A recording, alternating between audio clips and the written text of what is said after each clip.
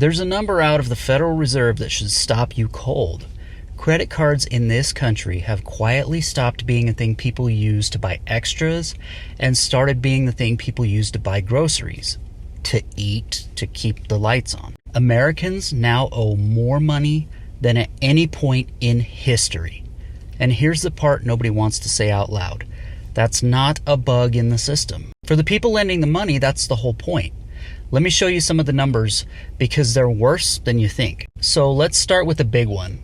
Total household debt in America just hit $18.8 trillion. That's a record. The most we've ever owed.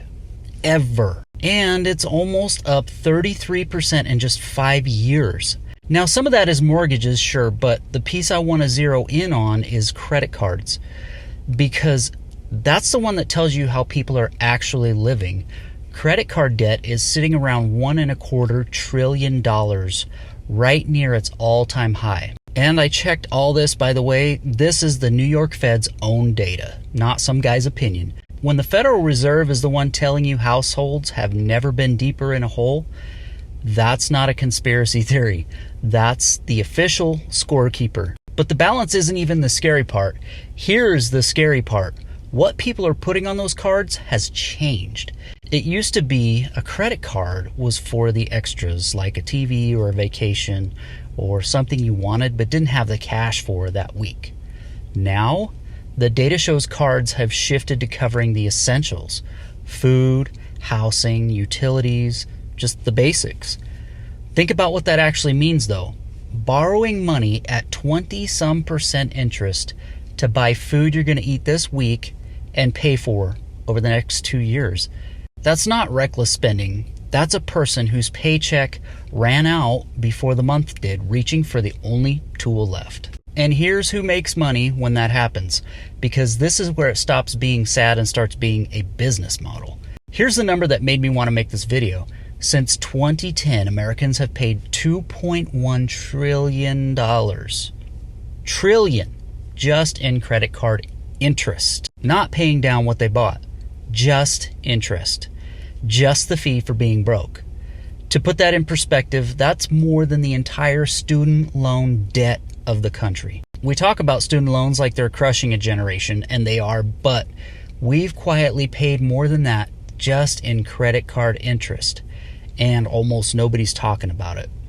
So understand the machine for a second. When your wages don't cover the basics, you put the basics on a card. When you can't pay the card off, you carry a balance. And that balance throws off interest month after month after month, straight into the pocket of the lender. Your shortfall is their revenue stream. The tighter your money gets, the more they make. And it's starting to break in a way that proves the point. Right now, over 13% of credit card balances are 90 days or more past due. That's the worst it's been since 2011, back when we were still climbing out of the last crash. But here's the tell, it's not hitting everybody.